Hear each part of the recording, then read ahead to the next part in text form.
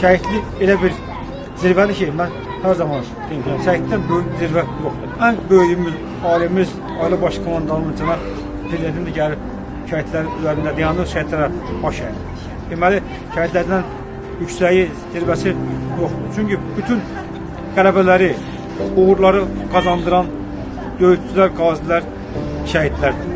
Bizim ailə baş komandanımızın komandanın altında birləşərək bu zəfəri, bu qələbəni şəhidlərin qanı bağısına qazandı. Ona görə mən hər zaman demişəm ki, hamı gəlməlidir, şəhidlərə baş çəkməlidir, şəhidlərə dua etməlidir, şəhidlərə baş əyməlidir. Odur.